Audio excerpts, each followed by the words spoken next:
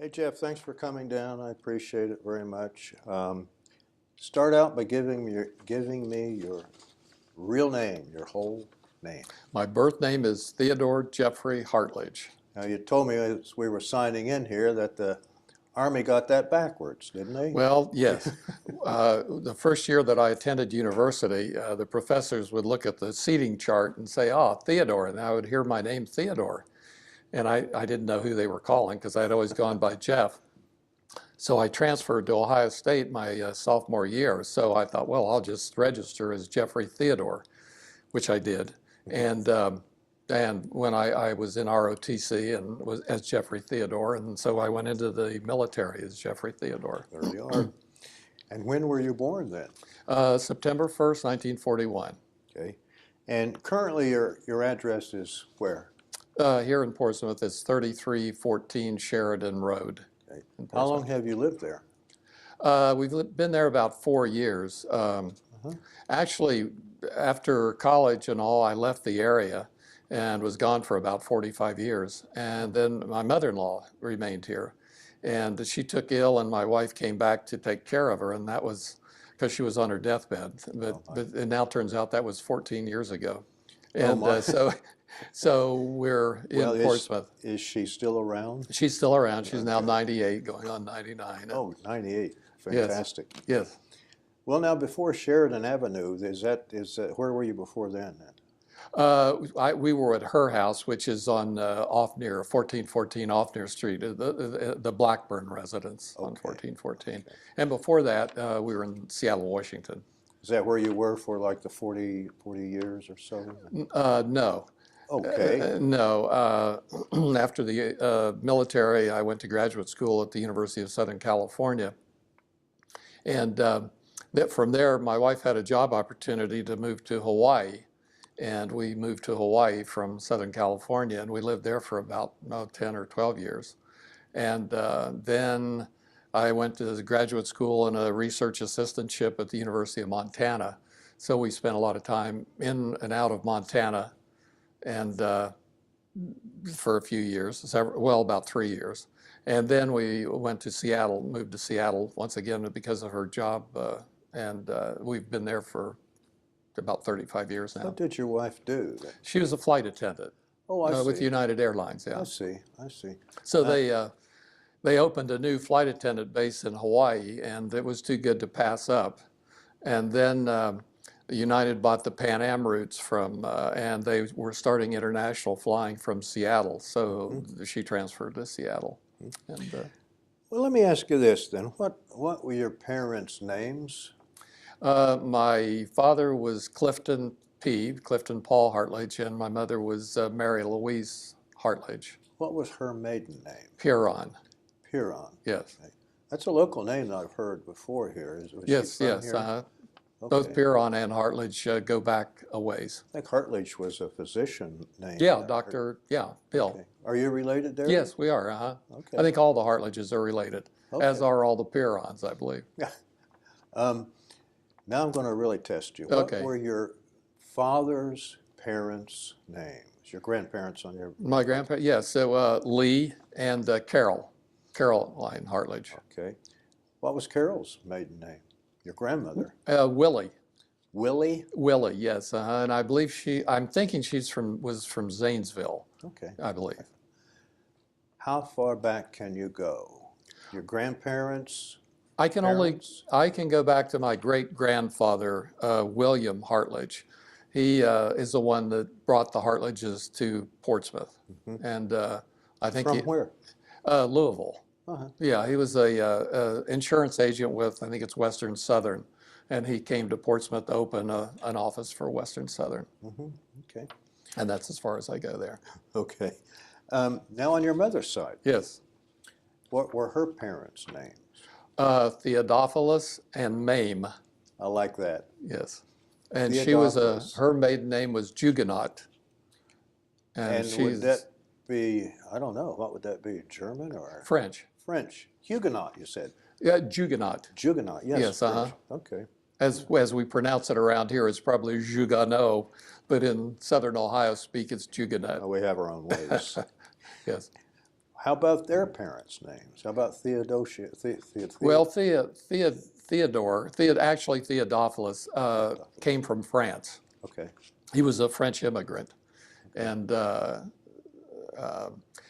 it's a little interesting story. His parents lived in the Alsace-Lorraine region of France, Yeah. and as you know, it was alternately German and French. And his two brothers had been inducted into the Prussian army, and he was about to be inducted into the French army. And his mother did not want him to be fighting brother against brother, so she sent him here to the United States to live with, I believe it was an aunt out in the Pond Creek area. Okay, so he actually came to Sauter County from Yes, France. yes. Okay. I had a friend who was French, and he had family in Dijon. His grandfather was the mayor of Dijon. Oh, Dijon? Yeah, and he would talk about that house that went back to the 15th century. Ah, And there was a house there, and he would go visit it, in this old 15th century house, and he'd pull up, just a kid snooping around, and he'd find old weapons that they kept there. And they had a book there where every visitor came in, they signed their name. Amazing. Went back. Isn't that amazing? it is, it is. Yeah. Well, okay, now, did you have any brothers and sisters? Yes, I had a brother, Lawrence Hartlage, born and raised here in Portsmouth. Okay, what does he do? Well, he's deceased now. He had got a PhD at the University of Louisville and was a psychologist I see. and was in private practice at the time of his death. But Was he in Louisville when he passed? I'm sorry. Was he in Louisville when he passed? No. Where was his practice? He was in Augusta, Georgia. Oh, I see. His wife is a pediatric neurologist, and they were both recruited by the Medical College of Georgia, which is in Augusta. And so they both went to Augusta on staff, and they just stayed there.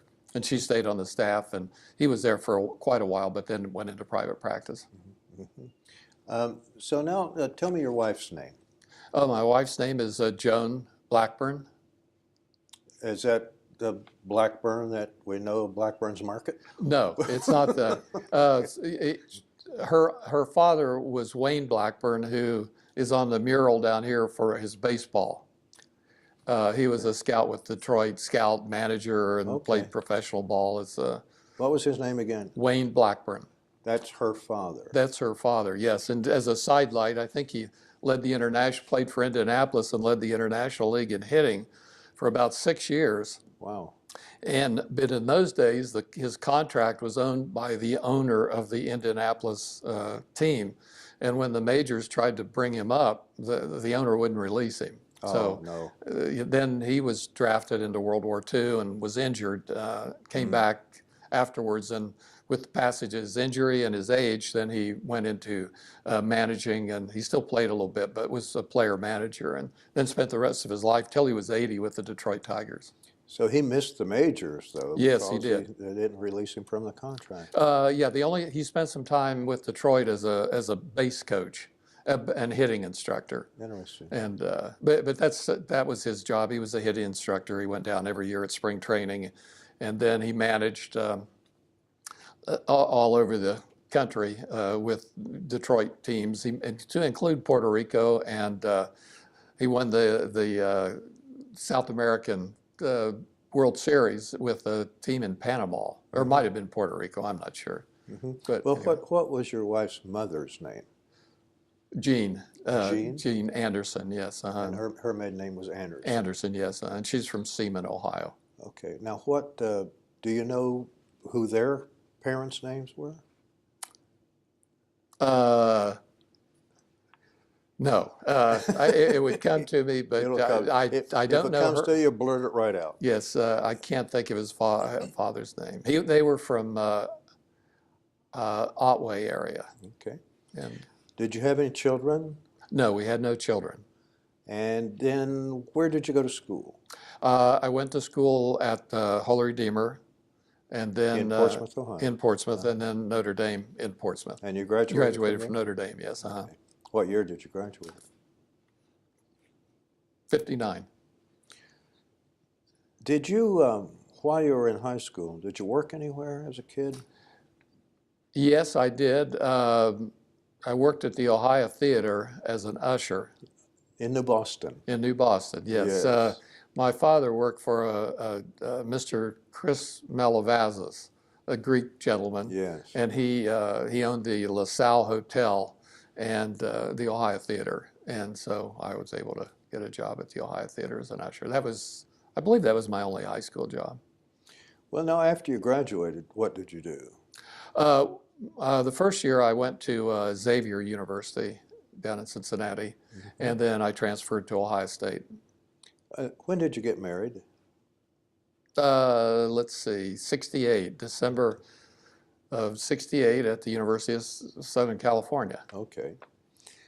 So now you had a year at Xavier, Yes. and did you know what you wanted to major in at that time? At that time, I wanted to major in geology, but Xavier did not have a geology program. Okay. And so I was a pre-geology, which amused the professors because no one had ever heard of pre-geology. But Okay.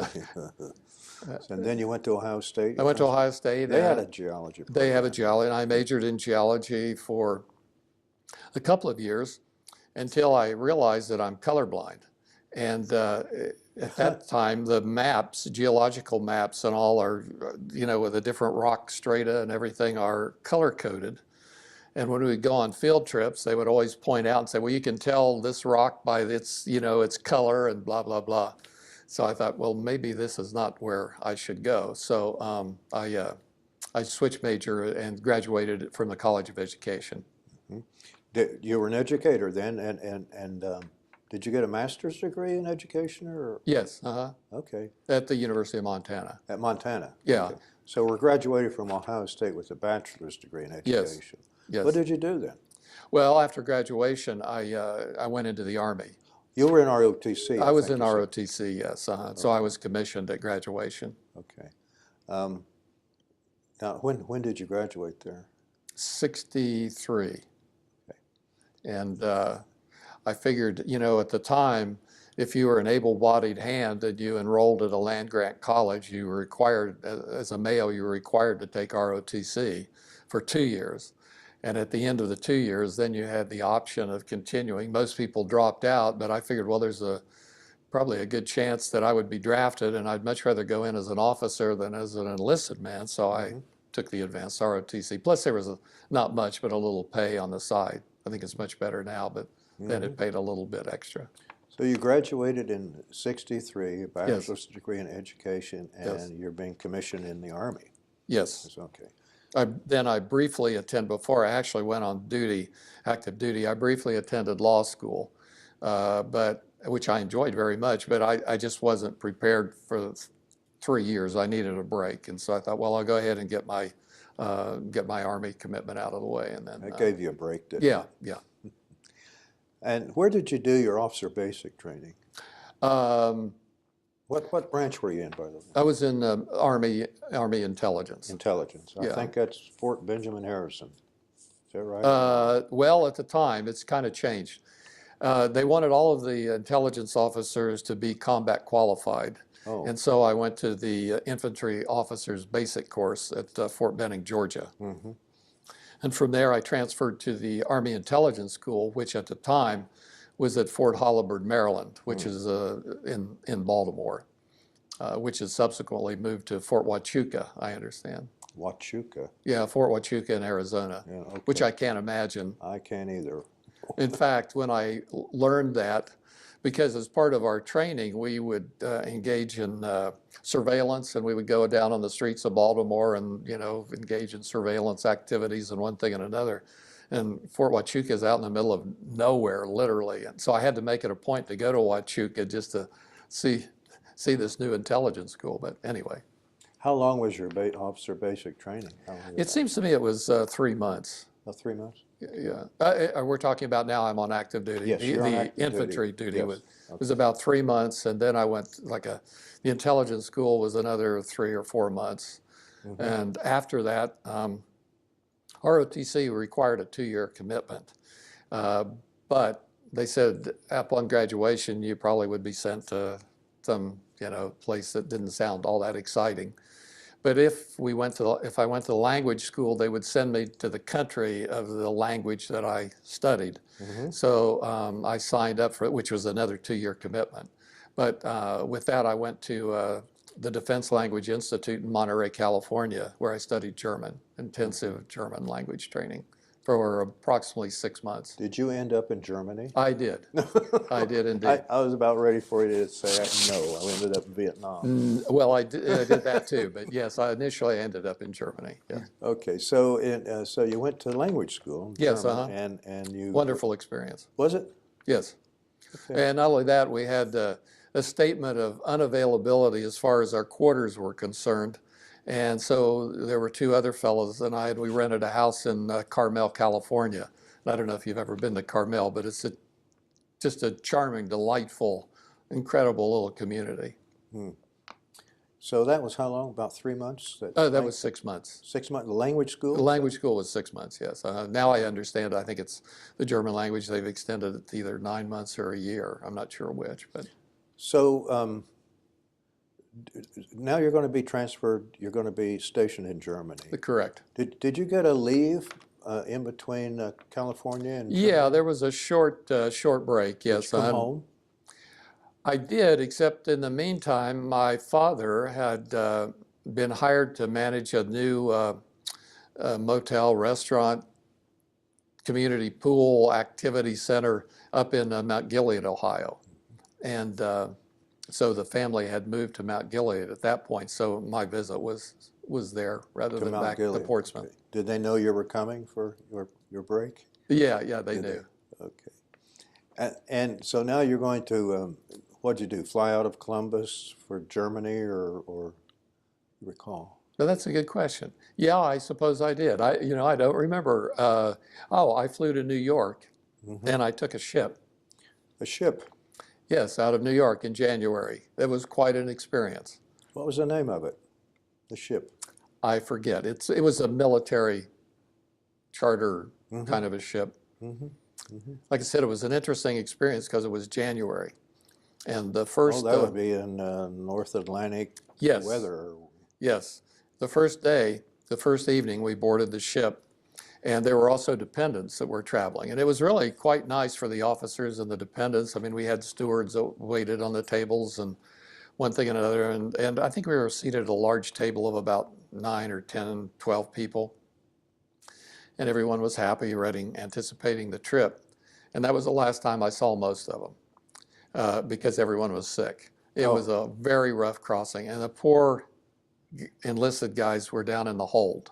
Oh, yeah. And so they assigned us to keep us occupied. We were assigned a hold that we were responsible for, which essentially meant going down once every day to stand inspection. And the poor guys down there were constantly vomiting, and the floor, when you go down there, the ship would rock, vomit would roll from one side of the ship to the other. It was just horrible. And then up in the other portion of the area of the hallways, out in front of every room were all these vomit bags. Just it was not a good crossing. But how long did it take you to get across?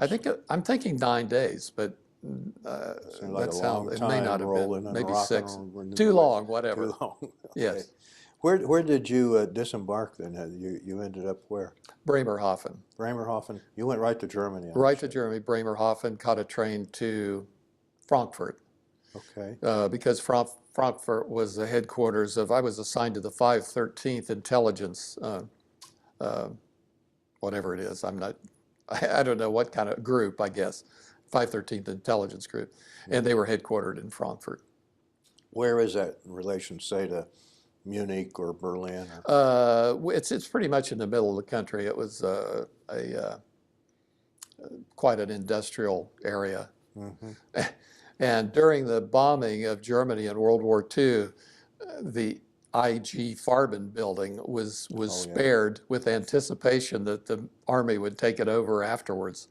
And so that happened to be where we were headquartered. A fascinating elevator system. They had an elevator that was continually running. It was like on a conveyor, a pulley system. And so you would wait like you normally do for an elevator, but then you would jump on to this smaller, it seemed like it was like a 4-person elevator or a smaller, you'd jump on and then you'd jump off at the appropriate floor. I've never seen anything like that If before. you didn't jump off, would you go around? You just keep on going. Well, What happened? yeah, presumably not. Wow. So, Well, now this is during the Cold War, isn't it? oh, very much so, yes. Yeah. When I'm trying to get, you graduated in '63. Would this be around '65 or something? Yes, as a matter of fact, because 64 was taken up with schooling, and Yeah. then 65, yes, was Okay. when and Frankfurt was not my station. I was from there. I went to Stuttgart. And this during the Cold War, and you'd be listening in on radio, on transmissions, or what did you do?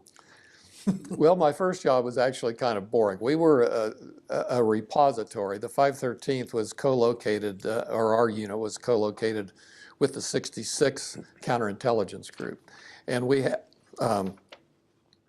were a intelligence files unit, so that we maintained the files and the background on all intelligence assets that were being used. So in other words, if somebody from the 513th wanted to recruit someone, they would contact us to make sure that they weren't a spy, or identified as working for the East Germans or whatever. If someone needed a top secret security clearance to work for the U.S. government, they would run it through us, and so that's what we did. The only really interesting thing about this facility is that we had the Galen files.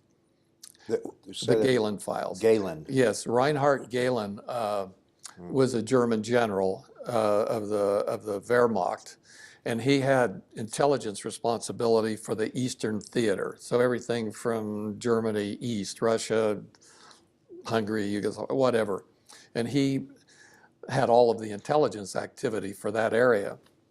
And as Quite the a end trove of information, I bet, was it? exactly, and as the war was ending, the Germans started to figure, well, what do I have? What value do I have that I can barter with these, the conquering armies? Well, he had intelligence, and so that he sold those files, everything that he had on his to the United States Army.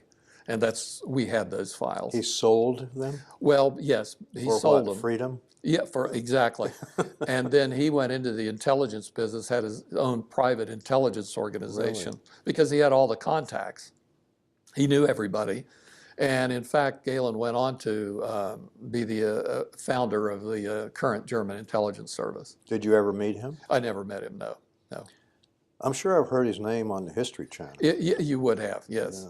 Yeah, he's a well-known character, at least within intelligence circles. So I did that. I was there for somewhat less than a year. Did you ever go to Berlin? I was not allowed to go to Berlin because of my security clearance. They'd snatch you up. The only way you could get there was to go by train, or you could fly.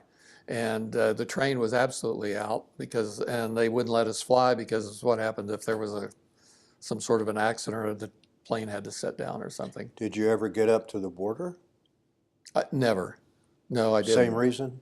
Because you're too valuable if they caught you. No, because I became a ski fanatic. A ski fanatic. A ski fanatic, that on all my free time, I had a wonderful work schedule, and I spent an awful lot of time skiing. That's not good. I wonder if that went off. I wonder if that kicked that off. Yeah. Yeah. I bet it did. It looked like it's recording.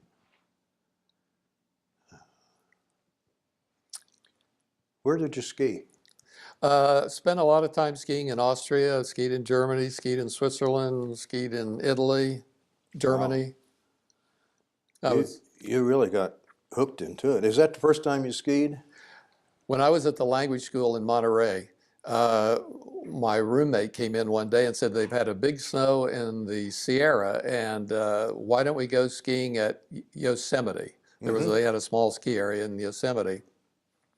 So we checked out ski equipment. Neither one of us had ever skied before, and we went to Yosemite and skied and fell in love with it. You So didn't break a leg or anything. no. So when I got to fun. Germany, that was kind of what I was especially looking for. My military experience, I was in there for approximately 9 months, I think. But then the Vietnam War was getting active. And what happened is that they started yanking people from Europe to man the Vietnam War, including from U.S. Army Europe headquarters. And so there were several of us that were selected to go to U.S. Army Europe headquarters, and that's in Heidelberg. And so I left Stuttgart for Heidelberg. How long were you in Heidelberg then? About a year and a half. Okay. And that was a fantastic experience. Did you like Germany then? I love Germany, yes. Did you? Yes. Have you been back? I have never been back. And it's, especially with my wife as a flight attendant, she retired after 40 years, and somehow we just... She could probably get free flight, couldn't Well, she? yes, we do. But we can't get away because we have her mother. Oh, that's correct. Yeah. That's 14 years, if I remember. Yeah. Okay. So I want to ask you something about that. How did the Germans treat you? Oh, wonderfully. Yeah, very well. I spoke German. I didn't speak it fluently, but I did speak German. Unfortunately, the guys that I went to school with and ended up in Germany, they were assigned to liaison with German police and intelligence units and all. And so they had an opportunity to use their language on a daily basis. But I was assigned to this files unit, and the only way I had a chance to use German is by working at it, And so they were, by the time, because one of them was also called into Heidelberg, they were fluent, and I was still fighting learning a little bit, still learning. Yeah, I don't really have a great affinity for language anyway, so. Was there bomb rubbles still there when you were there, or they? No, it was all cleaned. However, there were buildings like in Munich and all where you could still see, bullet holes and stuff like that. But it was pretty well cleared by then. My daughter lives near Munich. Uh-huh. She actually lives there and teaches school. Oh, really? Yeah. Oh, that's a wonderful job. Yeah, she likes it. Mm. Well, now you're in Heidelberg. You were there about a year and a half or something? Year and a half, yeah. That was a wonderful opportunity. I didn't realize it or appreciate it so much at the time. But in order to be I was an action officer on the staff of the intelligence division, G2 there. An action officer. Meaning you actually formulated and you responded to the commands as to what was expected of them. Now, the only problem was, in order to be on the general staff, you had to at least have the rank of major. And at that time, I was a first lieutenant. So technically, I was still assigned to the 513th Intelligence Unit, but I was serving on the staff as a general staff officer. In fact, I remember my very first day on the job, I got a call from a general in Greece asking me how he should address a particular problem, and that was neat. That was neat, and so you were working with everyone who were majors and above, and it was very interesting. I had the implementing instructions for document security and all in the U.S. Army is 380-5. If you're in intelligence in the Army, 380-5. And I had an opportunity. I wrote the 380-5 implementing for U.S. Army Europe and all. I mean, those are things that were unheard of for someone. It was just not because I was, yes, not for a first lieutenant. It's not because I was so good. It was just because, how the Army operates. I happened to be there. When you were in Heidelberg, did you tour any of like the courtroom where they had no, that was in Nuremberg. Nuremberg, yeah. And something about Heidelberg that They had a castle on a hill. Yes, the castle, the burning, Yes. the burnt castle, and they have every summer they experience the burning, the Schlossbeleuchtung, that they That's relight right. the castle. That's right. That's right. And in fact, I bought a kayak while I was there so that I could float down the Neckar River during the lighting of the Schloss so I could get Oh, really? a better view of it. Well, that almost sounds like a good time. It was a wonderful time. And I had that job for about 9 months, I guess. But then I learned there was the job of my dreams. It was to become a watch officer. And the major commands after Pearl Harbor instituted a thing where they had watch officers. And so this was essentially, as they described my job, as to prevent another Pearl Harbor. So I was in this super sensitive facility, and we had all of the Allied and U.S. intelligence reports coming into that facility. We had all of the NSA type intercepts, electronical intercepts, and we had the press reports, AP, UPI, all coming in there. And we sat on top of it and as the watch officer. And basically our job was to see if it looked like anything was going to go, explode, and then contact the right people, including at the time, we had nowadays it sounds like nothing, but at the time we had secure communications with the White House and with the Pentagon and a circling airplane. And that was quite a thing to have. And then we reviewed all of this as it came in to make sure nothing like that happened. And then we prepared the daily intelligence briefing for the Commander-in-Chief, U.S. Army Europe, a 4-star. So You had your thumb right on the pulse of what was happening. it was a wonderful, I could have done that for the rest of my life. And not only that, but getting back to my skiing, one of the major attractions, it was a 12-hour, 12 on, 12 off. And you worked 3 days and then you were off 3 days. So every week I had at least 3 full days, depending on your shift change. It could be almost 4 days. That makes sense now, being the job of your dreams. The job of my dreams. But not only was it so fascinating having the intelligence and everything else coming into you to know what was going on, but then to have the time to travel. And Did you ever intercept East German communications? oh, constantly. Oh, Constantly. yes. In fact, I was telling my wife fairly recently that the level of classification of materials was so heavily classified that the level of classification was itself classified. In all these years since then, I've never disclosed that level of classification. Okay. And I'm sure it was declassified many years ago, but You didn't get the memo if it was. So but I didn't get it, and it's silly, but I've never disclosed the level of, yeah. Well, you had the job of your dreams, and then along comes Vietnam. And then along comes Vietnam. And I got a notice that to report to, that I would be assigned to Vietnam. But before that, I had only 9 months left in the service of mandatory time.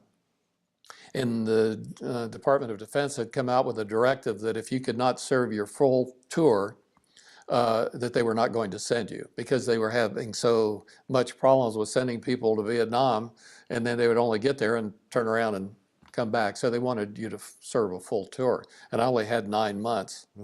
And so I advised them of that, but I didn't hear back. And so I had my orders to leave on such and such a date. So I did, and I came back to the United States. And when you're young, you're stupid and you do things. So I thought, well, I would go to the Pentagon to find out, to make sure that they know. So at that time, I had been promoted to captain. What year was this? 1960? That would have been 67. 7? Okay. 67, I believe. So you go up to the Pentagon and so I go to the Pentagon, I walked into the personnel office and I said, I'm Captain Hartlage. And several heads turned and they said, Captain Hartlage, we've been looking for you. And they said, didn't you get our Twix, our message? And I said, no. And they said, well, we directed you to remain and spend the rest of your tour in Germany.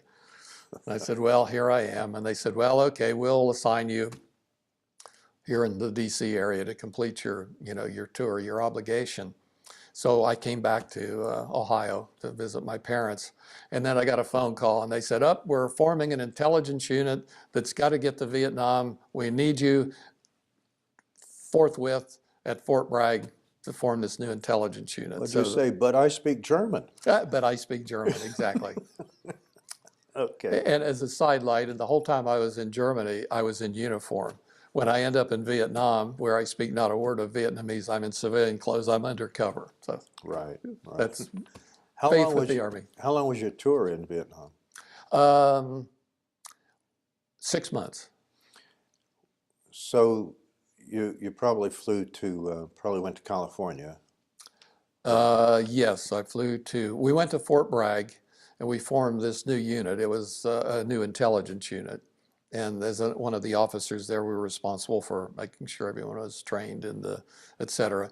And then we reported to California at Oakland, and we went by ship. By ship again? By ship again, yeah. This was a wonderful trip, though. It was a Pacific, and it was summer, I guess, or... Where does your wife orbit into your life? Well, she graduated from we were graduated from Notre Dame High School together, and she went to Cincinnati to the University of and worked there for a while, and then transferred to Ohio State. Are you still communicating with her? I mean, are you boyfriend girlfriend? Oh yeah, we're boyfriend girlfriend at that, yeah, and so we're at Ohio State, and then this summer of '63 is when she started with United Airlines. Mm-hmm. So at this point, we're not married. You have a lot of absences from each other. We do, yes. Did she ever come over to Germany? She did, yes. Yeah, she came to Germany and visited. They had a lot of separation time. Yeah, she's flying all over the Yes. wherever. And well, now you flew to Oakland and got on the ship. Ship and transit to. What was the name of the ship? I don't remember. I don't remember, and it was all military. Was it straight through, or did you stop? We stopped at Okinawa. Oh, and we had a day on Okinawa, which proved interesting because the officers were allowed to get off the ship and do their thing and whatever, for the day. And but the enlisted men had to remain on the ship. And I remember after our day was up, coming back, and there had been a mutiny. A mutiny. The enlisted men had mutinied, and so as we came back by cabs, they were commandeering. They were commandeering the cabs to go back into Okinawa for a night on the town. They were going to listen to that. They were going to go into Okinawa. They were going to go shore leave or something like that. Right. So I remember when we then left Okinawa, we had all these guys in the brig or what. It was kind of funny, really. Okay, from Okinawa, then where do you go? We landed, I believe it was at Vung Tau. And we went at Vung Tau was an R&R site an in-country R&R site for American troops. But I guess to put us in the right frame of mind, we went ashore with our gas mask strapped on and everything to this R&R site. It must have been humorous to the in-country folks that were on the beach in their bathing suits. But anyway, we landed there and then hopped on an airplane and flew up. I remember going onto the airplane. It was a military, and the plane starting, and the engine's catching on fire, and they saying, "Get off! the plane's on fire!" And they doused the flames, and then they said, "Okay, now you can get back on." And off we went to Saigon. Was that your station then in Saigon? No, we were headquartered in Saigon, but then I was detailed to a unit in Bien Hoa, and this would be about 1967. Yeah, 67, and we had counter intelligence responsibility for 3 Corps. I mean, 3 Corps from where we were. And I was the operations officer. And so we tried to recruit Vietnamese. Did that work? Yeah, we were able to recruit them. And some of them would then in turn be recruited by the Viet Cong. And so we were they got trying paid to. both ways, didn't they? Yeah, it worked both ways. And we were advisors to the Vietnamese military counterintelligence service. And so we had units. Our kind of mini headquarters was in Bien Hoa, and then we had units stationed throughout 3 Corps. What was your job? What did you do? Well, as operations officer, I kind of oversaw the activities of everything that went on within our unit, and so I was in the field frequently visiting our outlying outposts to make sure the guys were recruiting and and to support them as much as I could, and then we would process the intelligence when it came in and send it on up to headquarters to Saigon. And Did you carry a weapon? oh yes, I had a 45, which was my personal weapon, and then I also inherited somehow a World War II grease gun, a 45 caliber grease gun. And it was interesting because Bien Hoa, there was a large air base there. And not too far from Bien Hoa, Long Binh was a large military supply base. And I was, from where we were, was probably 15 miles to Long Binh. Bien Hoa, the air base, was probably 3 miles from where we were. We actually lived on the economy. There were about 4 or 5 of us that lived in this house on the economy amongst the Viet Cong and the Vietnamese. And amongst the Viet Cong? Yes, there was like many of the houses there, it had a wall around it. And then we hired Vietnamese to guard the compound. So is that the fox guarding the chicken? Exactly. And most of them, if you were older fellas, and some of them were younger, and you didn't know who they were working for, if they were smart. If the Viet Cong came, they would throw their rifles down and run and head out. So did you know who was Viet Cong? I mean, is there this peaceful coexistence between your little compound and the Viet Cong compound? Well, that's funny you should say that. There must have been, because there was our compound and there was another compound right next to it, another house, a 2-story house, and then there was a lane that went between the 2 houses, a small lane, and then there were rice paddies on either side of the lane from behind the houses, and then you went back maybe a quarter of a mile and there was a little village back there. And I often wondered about that little village, and I didn't find out about it until my last night in Vietnam, and I was asleep preparing to fly out the next day, and when I woke up, all hell had broken loose, and machine gun tracer rounds and everything were coming from that village. Coming from that village? From that village, yes, in our direction. And that pretty much answered the question about any doubt. Yes. So. Oh. When did you leave Vietnam? It was December of '67. December? Yes. Okay. Just before Tet, almost, wasn't it? Yes, it was before Tet, so I can't be blamed for that. Yeah, I like to think we did our job. You ask about security, and when I was in the intelligence school, we had a colonel who was one of our instructors, one of our favorite instructors. And when I reported to Vietnam, lo and behold, he was my boss. We were roommates at this place. He ran the unit, and we had a sedan, and we also had several Jeeps. And he would only ride in the sedan, because the concern was that somebody would roll a hand grenade, and the sedan was all glass enclosed, and you couldn't do that. Where the Jeep, it was easy to do. Anyway, I remember that the other officers in the house, we all had gone somewhere for some reason, and the colonel realized that he was by himself. And when we all came back, he was fit to be tied, that we had left him by himself, and we thought that was kind of funny. He didn't, though, huh? But he didn't at all. And later on, as I realized, as I get older, how naive we were, because, we were sitting right in the middle we were so vulnerable. Someone could have come in so easily. And he knew that.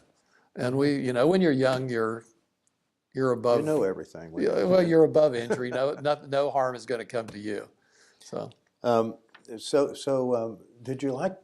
Well, what'd you think of Vietnam during your I time? enjoyed Vietnam. If it hadn't been for the war, it was a beautiful country. I liked the people. The people were very nice. Uh, like they say, war, if you're not injured or maimed and those that you work with and know are not injured and maimed, war is an exciting time. And it was very exciting. And the work that I did was quite exciting. And like I said, in my job, I was out in helicopters flying around a good bit of the time. And except when I was going to one of our guys was out at a little special forces unit, and I couldn't get in by helicopter. I had to go in by airplane. It was a little two-man airplane. And I think the pilots like to do that as you go in. Normally you're used to taking a landing. And we were flying into it, and all of a sudden the guy just tipped the tail end of the thing and started spiraling like we were in but that's the only way you could get into it, because if you went in, then the Viet Cong were surrounding, and they would shoot as you went in on a normal trajectory. So you just had to kind of corkscrew into the base. And So did you fly home or did you go on a ship again? no, I flew home. Yeah. Did from Vietnam, did you go to Okinawa then, or Japan? No, it was or a direct. Actually, they said we will take you to whatever destination you choose, and then pay you the cost of getting back to your place of enlistment, which was, of course, Ohio. So I said, well, what the heck? Why don't I just take my discharge in Hawaii? Why not? And so I did. I took my discharge there. My wife to be, my fiance, flew over and met me in Hawaii, and that's where I processed out. Did you get married in Hawaii? No, it was later when I was at the University of Southern California. So you processed out. You were discharged Yes. in Hawaii. Yes. And you and your girlfriend, wife to be then, came back to the United. Where did you come to? Did you go to California or? Yeah, I did. I think I flew into. At that time, she was based in, I believe, San Francisco. She was based, so I flew to San Francisco. Yeah, and Okay. yes. What happened then? You're in San Francisco. You're not in uniform anymore, are you? No, I've been discharged. Yeah. Okay. So from San Francisco, of course, I came back to Ohio to visit the folks, and then in January I was enrolled at Southern California. What was your major? What did you do? International relations. Did you bring any souvenirs from the military? Do you have any souvenirs from Germany or Vietnam? Not really. Did you keep in contact with any of your friends after you were I discharged? did for a while. Yes. In fact, I got a contact from some friends were having a reunion up. One of the fellows runs a ski chalet in Stowe, Vermont, Oh, yeah. and they were going to be going up there to collect, but I wasn't able to make it. So. Did you like the military? Yeah, I did. In fact, I considered it as a career, but I finally decided to get out because they told me that because of my MOS and the war in Vietnam, that I would probably be recycling back to Vietnam every other year. And Was any other members of your family in the military? yes, both my father and my brother were both. Father was in the Navy during World War II, and my brother was in the Army and served at Fort Knox, Is there which you anything, know well. Yeah, Fort Knox. Is there anything, Jeff, that you'd like to add? Anything you'd like to sum up? No, other than to speak very positively of the opportunities that the military, while I was in there, offered to me. And at the time, I was kind of a little immature, and it gave me a chance to mature. And it was a wonderful experience. Well, thanks for coming in. I appreciate it. Well, thank you for taking the time to do this. All right.